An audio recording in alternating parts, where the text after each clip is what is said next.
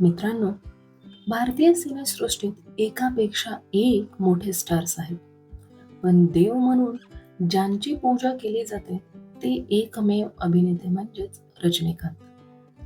पडद्यावर सिगरेट हवेत उडवणारे आणि चष्मा फिरवून घालणारे रजनीकांत आज शेकडो करोडोंच्या संपत्तीचे मालक आहेत. पण तुम्हाला माहित आहे का, एका काळी या महानायकाकडे साधं जेवायला आणि राहायलाही पैसे नव्हते. आज तुमच्या टीव्ही मसाला चॅनलवर आम्ही तुम्हाला सांगणार आहोत रजनीकांत यांच्या वैयक्तिक आयुष्यातील 5 न ऐकलेले आणि थक्क करणारे किस्से. व्हिडिओ शेवटपर्यंत नक्की पहा. अनेकांना वाटते की रजनीकांत हे दाक्षिणात्य म्हणजे साऊथ इंडियन आहेत, पण त्यांचे मूळ नाव शिवाजीराव गायकवाड असून ते एका मराठी कुटुंबातील आहेत. त्यांचा जन्म बेंगलोरमध्ये एका अत्यंत गरीब कुटुंबात झाला होता. ते अवघ्या 9 वर्षाचे असताना त्यांच्या आईचे निधन झाले. गरिबीमुळे त्यांना लहानपणापासूनच खूप संघर्ष करावा लागला होता.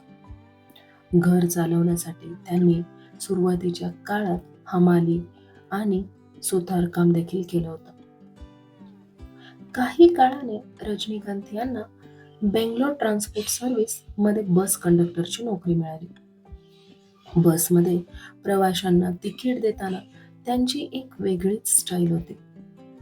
ते ज्या पद्धतीने तिकीट फाडायचे, पैसे परत करायचे आणि शिट्टी मारायचे ते पाहण्यासाठी लोक मुद्दाम त्यांच्याच बसची वाट पाहायचे. त्यांच्या या हटके स्टाईलमुळेच ते कंडक्टर असतानाच प्रवाशांमध्ये प्रचंड लोकप्रिय झाले होते. रजनीकांत यांचा बसचा ड्रायव्हर राज बहादूर हा त्यांचा सर्वात जवळचा मित्र होता. राज बहादूरने रजनीकांत यांच्यातील अभिनय आणि स्टाईल ओळखली आणि त्यांना अभिनयात नशीब आजमावण्याचा सल्ला दिला.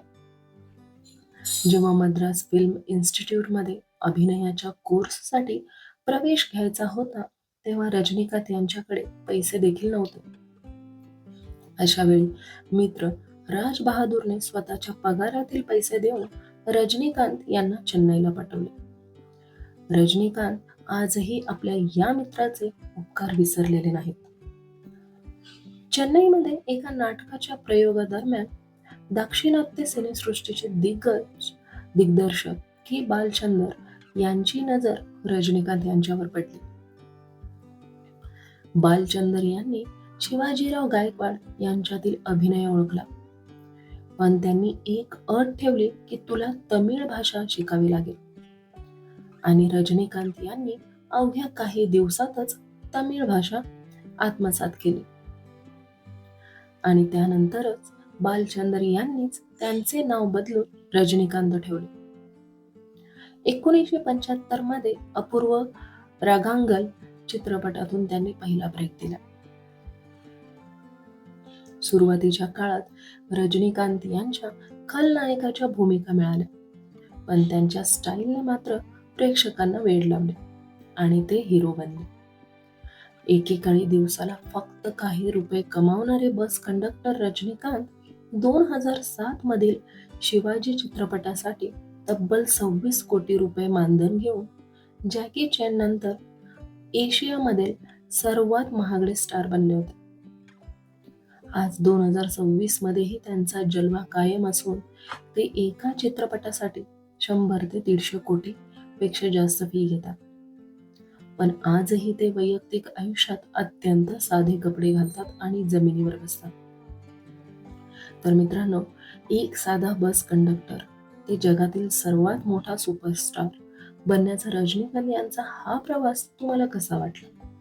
त्यांचा कोणता चित्रपट तुम्हाला सगळ्यात जास्त आवडला आहे? आम्हाला नक्की कमेंट करून सांगा.